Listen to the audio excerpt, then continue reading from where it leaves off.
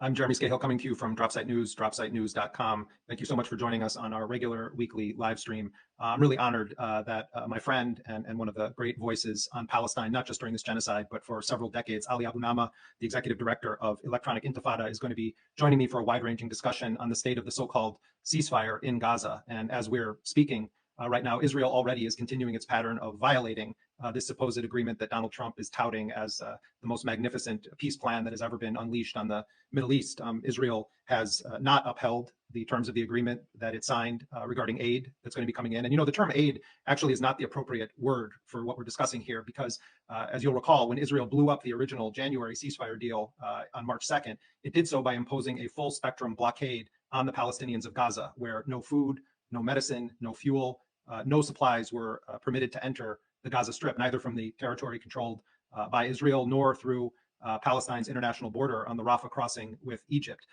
This withholding of aid, this blockade, of course, was a very clear war crime intended to collectively punish the Palestinians of Gaza. So when we're talking about aid deliveries, what we're really talking about are life essentials that Israel has systematically prevented from reaching Gaza, as it destroyed systematically the hospital and medical system in the country, the bakeries, the food distribution programs, basically imposed a situation where no international organizations that historically have been responsible for ensuring that flour gets to bakeries, that soup kitchens and community sites for people to get meals are functional, and they only allowed in their mercenary organization from the just ridiculously and lethally ridiculously named Gaza Humanitarian Foundation. And of course, more than 2,000 Palestinians were killed since the GHF arrived in Gaza in May.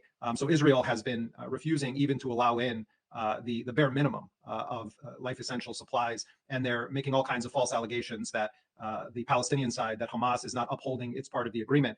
And the Trump administration, even privately last night, told journalists that this is not true, that actually Hamas has not been in any way violating the ceasefire agreement. So this is exclusively on Israel, and Israel has also done a number of strikes. Palestinians continue to be killed by American bombs fired by Israeli forces. And the Palestinian resistance, of course, as part of this deal, handed over to Israel the 20 living Israeli captives that were still in the custody of the Palestinian resistance. And in exchange for those captives, some 1,700 plus Palestinians that had been kidnapped from Gaza in the aftermath of October 7th were returned to the Palestinian side.